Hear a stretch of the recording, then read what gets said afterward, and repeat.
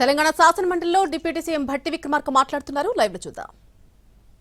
దాకా దీన్ని ఒక ప్యాకేజ్ లాగా తయారు చేసి టెండర్స్ పిలవటం జరిగింది అధ్యక్ష.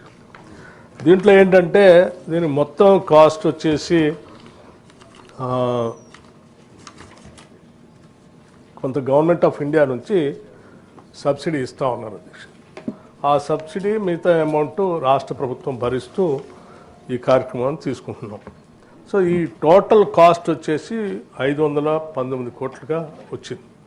సో దీనికి సంబంధించి రెడ్కో డిపార్ట్మెంట్ వాళ్ళు ఏజెన్సీగా ఉండి ఇంప్లిమెంటింగ్ ఏజెన్సీగా ఉండి టెండర్స్ పిలిచారు అధ్యక్ష. ఈ టెండర్స్ సంబంధించిన సమాచారం కూడా దీంట్లో పొందుపరిచాము. ఏ ఏజెన్సీస్కి వచ్చాయని కూడా అడిగారు. ఆ ఏజెన్సీకి సంబంధించిన సమాచారం కూడా దీంట్లో పొందుపరిచాము.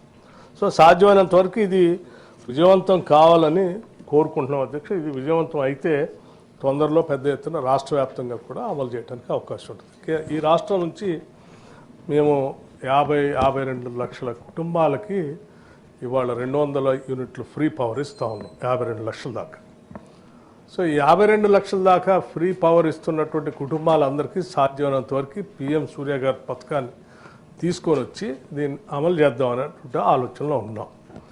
దానికి సంబంధించి కేంద్ర ప్రభుత్వానికి ఇప్పటికే మాకు ఒక 20 లక్షలు హౌస్ హోల్డ్ కనెక్షన్స్కి మీరు శాంక్షన్ చేయండి అని రాశాం అధ్యక్ష ముందుగా. సో దాని మీద 2-3 సార్లు నేను కేంద్ర మంత్రి గారిని కలిశాను. అట్లాగే ముఖ్యమంత్రి గారు కూడా వారిని కలిశారు, రిక్వెస్ట్ చేశాము. వాళ్ళు ఎగ్జామిన్ చేస్తున్నామని చెప్పారు. అట్లా అవన్నీ వస్తే భవిష్యత్తులో ఇంకా పెద్ద ఎత్తున రాష్ట్ర వ్యాప్తంగా ఉన్నటువంటి అన్ని గ్రామాలకు కూడా పిలవటానికి ఆలోచన చేస్తున్నాం అధ్యక్ష. నమస్కారం.